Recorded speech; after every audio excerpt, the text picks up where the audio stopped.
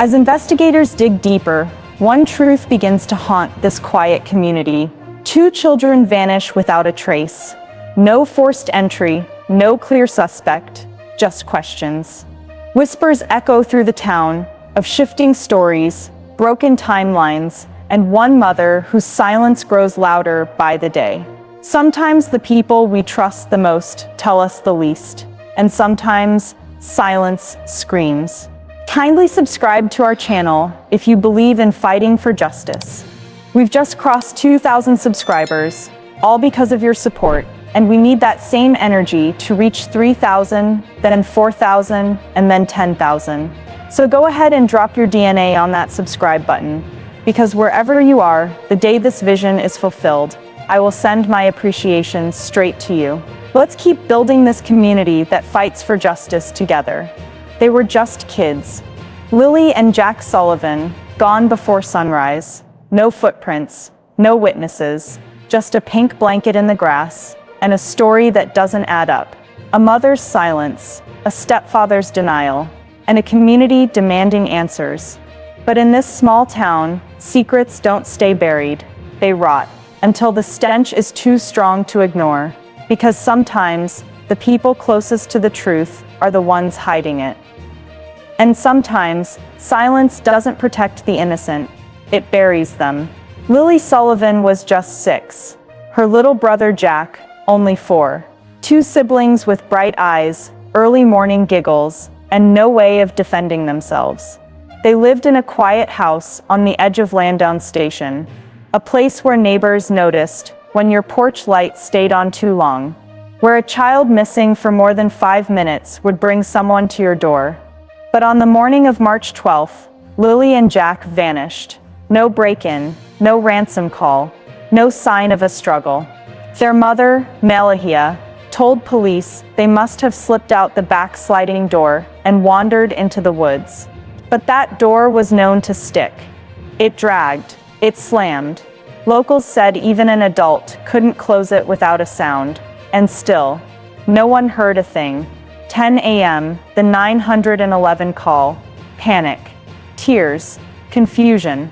Melahya said the kids were gone. Within hours, the woods were flooded with search teams, dogs, helicopters, and hope. But then came the pink blanket. Lily's favorite, found damp and wrinkled near the tree line. No other items, no footprints leading away. Just one small boot print, alone. And that's when something in the air shifted. Hope turned into suspicion. Questions turned into accusations. Because kids don't just vanish, and a blanket doesn't just blow half a mile into the woods by itself. In a town like Landown Station, silence spreads louder than sirens. At first, the community rallied. Volunteers combed through creeks, fields, and abandoned barns. Strangers called out Lily and Jack's names like prayers. Mothers who'd never met Melahya showed up with casseroles, flashlights, and tears. But as the hours turned to days, and days to weeks, that unity cracked, because nothing added up. No sightings, no camera footage, no witnesses. Just a mother's story that kept shifting, and a stepfather who wasn't saying much at all. Then came the rumors. Melahya had driven the children around that morning, before reporting them missing. She made a 6:17 a.m. call to the school. Said Lily was sick, and wouldn't be in. But if she thought Lily was home, why the call? And what about the timeline between then and 10 a.m., when she finally called 911? That's nearly 4 hours unaccounted for. 4 hours in a case where every second matters. The public started asking questions the police weren't answering. Online forums lit up. Photos were pulled. Old family disputes dug up. And when Melahya packed up and left the family home, when she cut off contact with Daniel and refused to speak publicly, the whispers turned into something louder. Was it grief? Was it guilt? Or was it something darker? Then, there was Daniel Martel, the stepfather, the one Melahya once called solid, reliable, the man who by all appearances loved those children like they were his own. But the deeper investigators dug, the more public curiosity drifted toward him. Daniel gave statements early on. Said he had nothing to hide. Said he was asleep when the kids vanished. Said he passed a polygraph. But what he didn't say, what he wouldn't say, kept people guessing. Because Daniel wasn't just some stepdad in the background. He lived in that house. He saw what the rest of the world didn't. And he knew Melahya better than most. Yet when she left, cut ties, blocked him, vanished from his life, he didn't chase her down. He didn't demand answers. Instead, he sat quietly in the courtrooms. No joint statements, no emotional pleas for the public. Just silence. And then came the questions. Was Daniel struggling with something behind closed doors? There were whispers about stress, about behavior, about past drug use. Nothing confirmed, nothing solid, but enough to make people stare a little harder. And when someone brought up that photo, Jack, with what looked like a bruise under his eye, things shifted again. Daniel denied everything. No abuse, no harm, no secrets. He said people were twisting grief into guilt. But in a case this murky, even a shadow can look like proof. When local officers hit a wall, the RCMP's major crime unit stepped in. This was no longer just a missing persons case. It had become a full-scale criminal investigation. Thousands of hours of surveillance, doorbell cameras, gas station footage, even highway overpasses, were pulled and reviewed. Agents tracked every vehicle that passed through Landown Station the morning Lily and Jack disappeared. Over 600 tips poured in, some hopeful, some haunting. The footage showed dozens of cars, but none that clearly linked back to the children. Then came the item that changed everything. The pink blanket. Damp, wrinkled, found on the edge of the property line, too far from the house to have drifted by accident. It was Lily's favorite, and it was confirmed by the family themselves. But there was no blood, no fibers from an unknown suspect, no fingerprints, only a single tiny boot print beside it, believed to be Jack's, with no prints leading away. Just a dead end. That discovery crushed what hope the town still had. Because that blanket was comfort. It was safety. And now it lay cold, abandoned, without her. The deeper the RCMP dug, the more inconsistencies they found. Melahya's timeline was fragile. Daniel's role remained murky. Even extended family had stopped agreeing on what they believed. What started as a community's united search had become a storm of suspicion. In the days that followed, grief gave way to something louder. What started as prayers turned to protests. Candles became cameras. Silence became shouting. The community that once stood together began to crack. Mothers from across Nova Scotia gathered with handwritten signs, not because they knew Lily or Jack, but because they recognized that kind of fear, the nightmare of a child gone without a trace. Shoes lined courthouse steps. Teddy bears soaked in rain. The names Lily and Jack trended online like rallying cries, whispered in hashtags and shouted in live streams. But behind that public grief, the family was falling apart. Even Melahya's own relatives began to splinter under the weight of it. One, in a post now deleted, claimed she took those kids, and she knows where they are. Another accused her of chasing money, not justice. Not answers. Just control. Old trauma resurfaced. Stories from before the disappearance. Arguments behind closed doors. Fights no one wanted to talk about until it was too late. And Daniel? He stayed oddly quiet. He claimed to be grieving. Claimed Melahya had blocked him. Claimed he was just another broken parent in this tragedy. But the questions wouldn't stop. Why was there no joint statement? Why hadn't either of them stood before a camera, begging for the children's return? Why all the silence?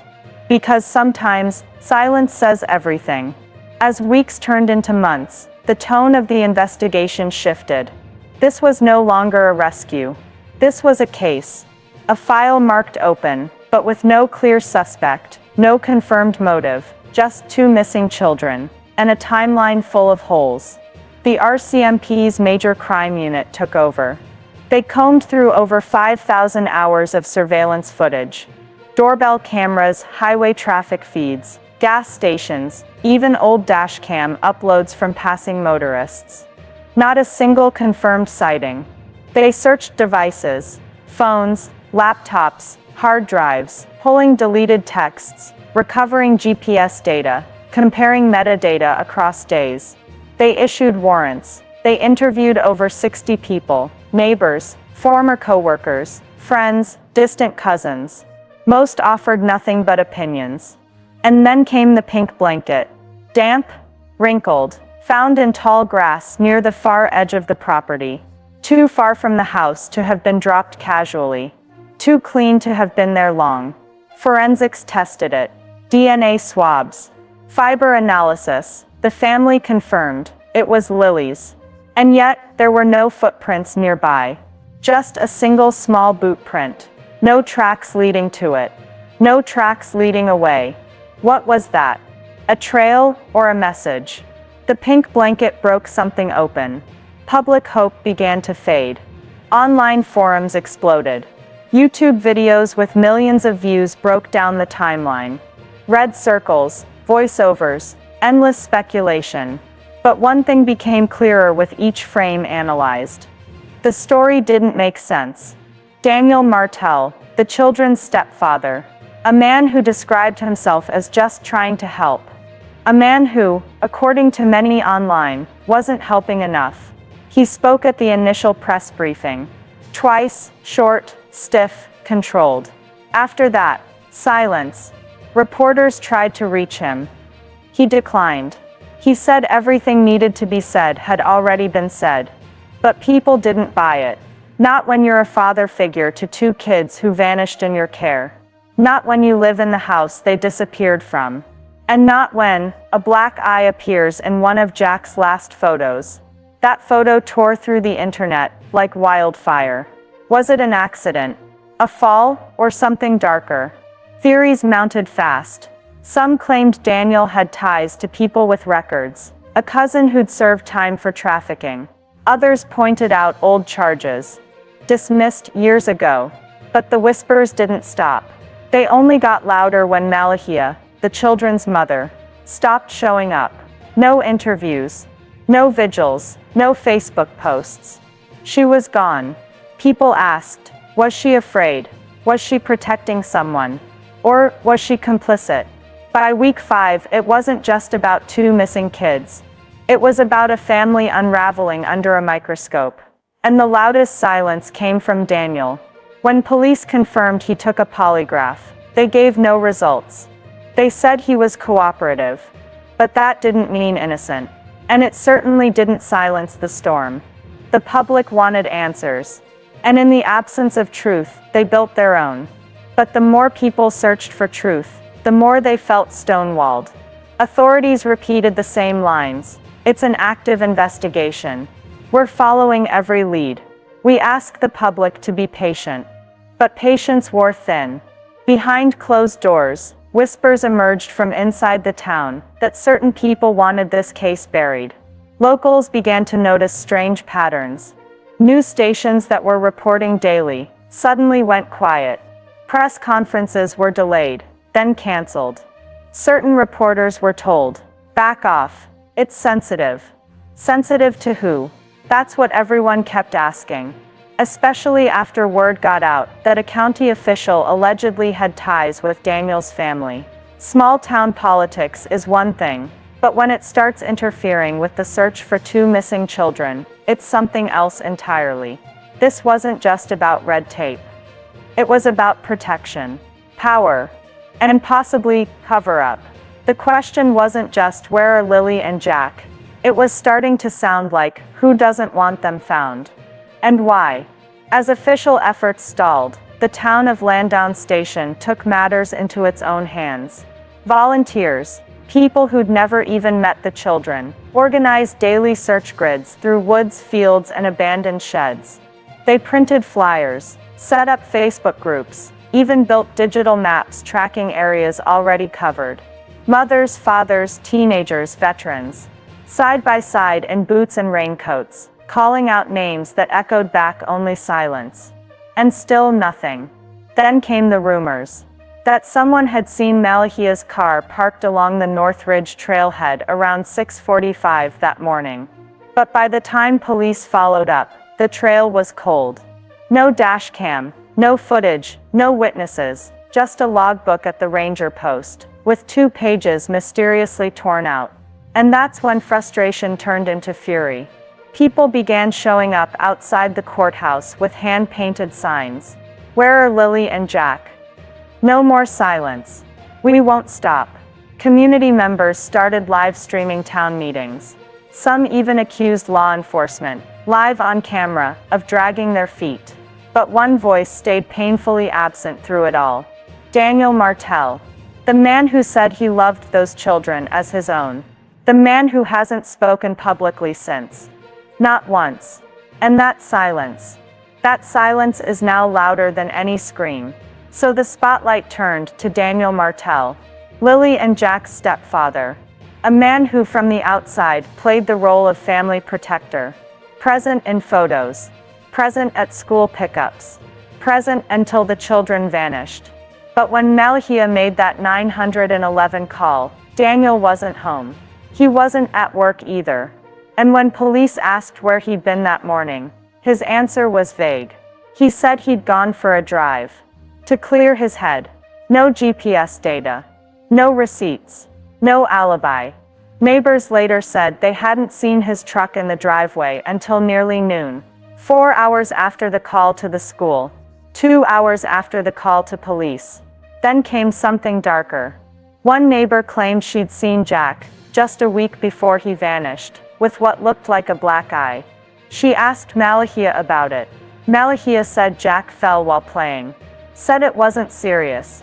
But the look on the child's face, she said, wasn't the face of a kid who just tripped. Another claim, more whispered than spoken, was that Daniel had a past, not criminal, not on paper, but the kind of past small towns don't forget. Talks of short temper. Talks of drug use. Talks of someone trying to keep control of a house already falling apart. Police never confirmed any of it. But they didn't deny it either. And now, with Lily and Jack still missing, every old bruise and every moment of silence feels a little more like a clue. Because in cases like this, it's not just what people say, it's what they won't say. The timeline, it's the single thread investigators keep pulling. And every time they do, it frays a little more. 6:17 a.m. Melahya calls the school. Says Lily won't be coming in. Claims she's sick. 10 a.m. The 911 call. Her voice frantic, trembling. She says both kids are missing. Says they must have wandered off into the woods. But what happened in those missing hours? Where were Lily and Jack? And why, if they were too sick for school, would they be anywhere near the woods in the first place? Then, the pink blanket, discovered by a search team on the edge of the property. Wet, crumpled. Not dropped like a child would leave it, but placed as if someone wanted it found. Investigators scoured it for prints, fibers, DNA, but nothing definitive surfaced. And that silence around the blanket became its own kind of answer. If the children wandered off alone, why wasn't there a single footprint beside it? Why wasn't there anything else? No toys, no shoes, no second sign of life. And yet, in every press briefing, the RCMP refuses to close the door on any theory. They say, "We are keeping all possibilities open." But to the public it feels like those doors are just leading into darker hallways. Then came the shift.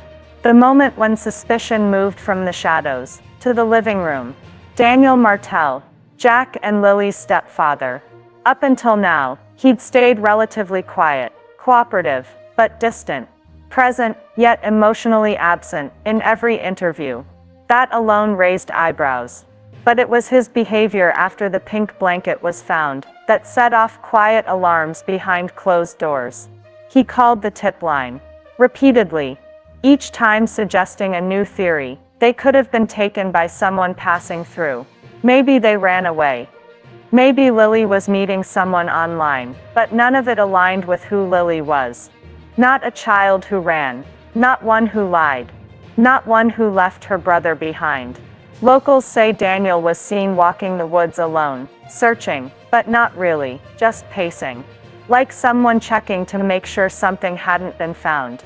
One search volunteer said, "It felt like he was hoping we wouldn't turn over the right rock." And then came the silence. He stopped attending the volunteer meetings. Pulled back from community briefings. Refused interviews. When asked about the blanket, he shrugged. Said, "Could have been planted by anyone." But no one knew who would want to plant hope like that in the middle of a growing tragedy. Not unless they were trying to buy time, or mislead the very people fighting to find Lily and Jack. Then the focus turned to Melahya, the mother of Jack and Lily, the woman whose voice once trembled in press conferences, but now trembled with something else. Inconsistencies. At first, she said she tucked them in herself. Said Jack was still awake, asking for another bedtime story. Said Lily wanted her favorite pink blanket, the same one later found, damp and dirt-stained, miles from their last known location. But weeks later, her account changed. Now, she said Daniel was the last to see them. That he checked on them around 11 p.m., that she wasn't even home that night. That single shift cracked the narrative wide open. Because if she wasn't home, where was she? And if Daniel saw them last, why wasn't that made clear from the beginning? Every change in her story wasn't just a memory lapse. It was a redirection, a dodge. And every dodge sounded more and more like damage control.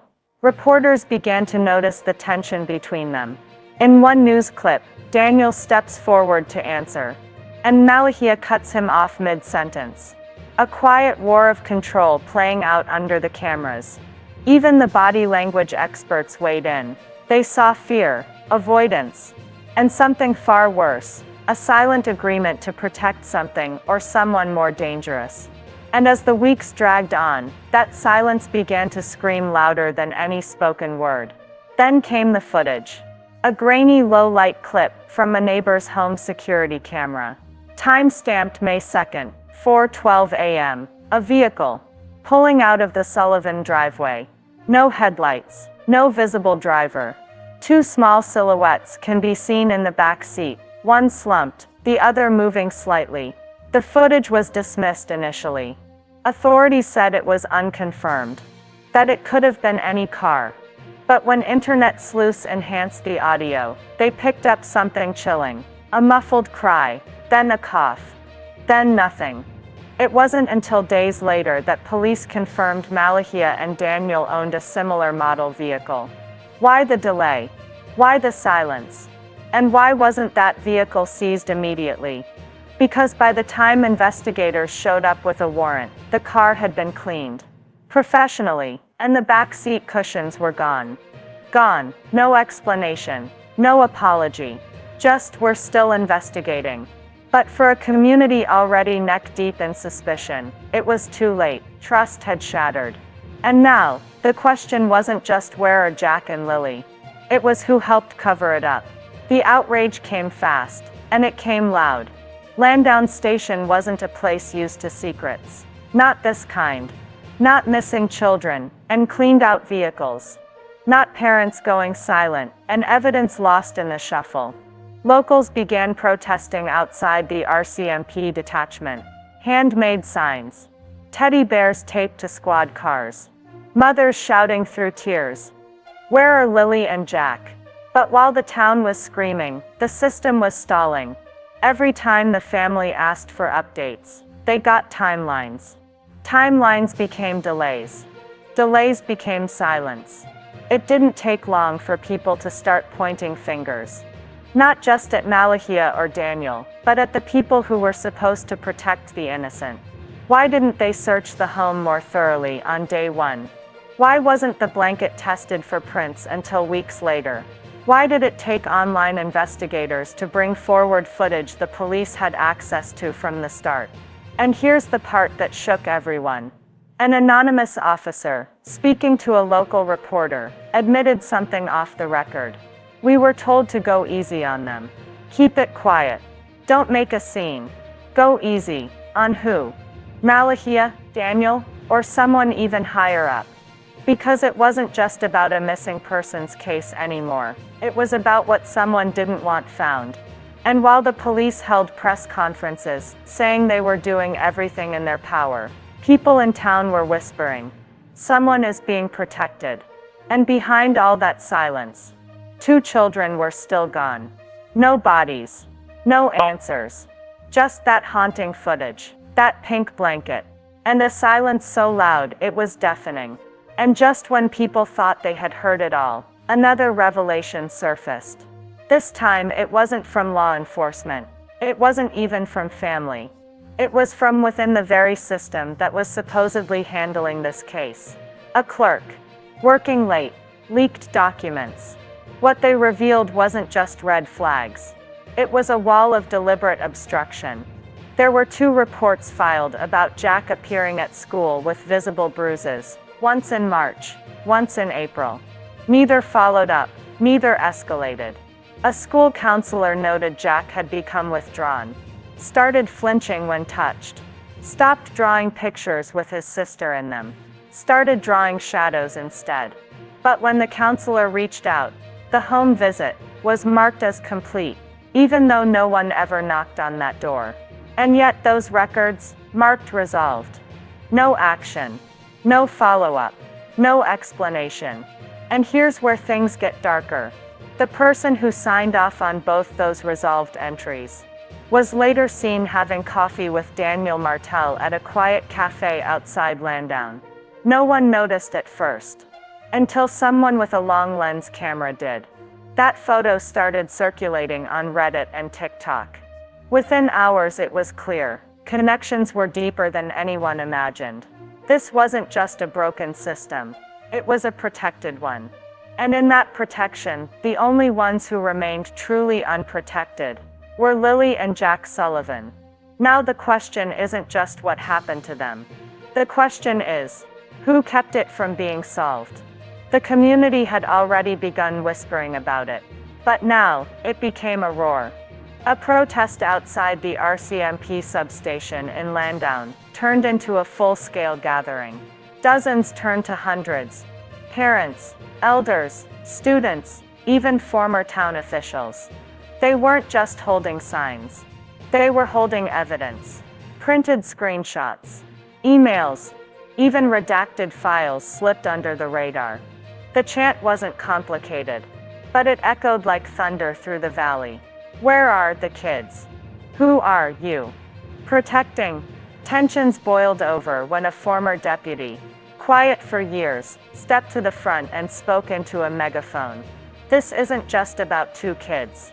This is about what happens when silence is rewarded and corruption is covered with a badge. Phones were lifted. Live streams began. Media outlets that had gone quiet. Suddenly they couldn't ignore it. And then from the second-floor window of the station, a curtain moved. People noticed. They began pointing, yelling, demanding answers. But the building remained locked. Dark. Unmoving. It was a town at war with its own silence. And for the first time it seemed like silence was starting to lose. Because the louder the people got, the more files started slipping through. Anonymous emails, leaked voicemails, photos with timestamps that contradicted official logs. Landown wasn't just waking up. It was forcing the world to open its eyes. And at the heart of it all, still missing, still silent, were Lily and Jack Sullivan. And just when the public pressure reached a breaking point, a new voice emerged. Not a protester, not a neighbor, but someone inside the system. An anonymous message sent to 3 independent journalists. Encrypted, time-stamped, and undeniable. The subject line, "This isn't the first time." Attached were internal memos from Child Protective Services, case reviews, neglect allegations, reports of suspected drug exposure inside the Sullivan home before the children ever went missing. One report in particular chilled everyone who read it. Child A reported waking up at night, unable to breathe. Child B observed with bruising around both eyes. Parental response described as dismissive. Home visit recommended. Denied. The sender, still unknown. But the message was clear. I couldn't stay silent anymore. The truth is being buried. These children were not safe. And someone let it happen. The leak reignited every question people had buried in fear. Why wasn't the household flagged publicly? Why weren't the children removed? Even after multiple reports. Who signed off on closing those files? And where was Daniel Martel, Lily and Jack's stepfather, during all this? He was scheduled to speak with police 2 days after the video leak. But when they arrived at the home, he was gone. Vanished. No forwarding address. No active phone. No social media movement. And just like that, another person tied to this case had disappeared without explanation. The silence was no longer just suspicious. It was dangerous. The next chapter unfolded not in the woods, not in a basement, but at a press conference that never happened. A scheduled public update by local authorities was abruptly canceled. No explanation. No follow-up. And from that day forward, the Sullivan family went completely silent. No more Facebook posts. No more emotional interviews. No more pleas for help. Reporters who had once received open statements from Melahya, Lily and Jack's mother, now got no comment. Sources close to the case began whispering the same word, gag order. But who issued it? There were no public court records. No legal documentation. Just silence. Some speculated it was meant to protect the integrity of the investigation. Others feared it was meant to protect something else entirely. Because in small towns like this, silence often wears a badge. And sometimes the people who enforce the law know far more than they're saying. The media blackout didn't just silence the family. It stalled the case.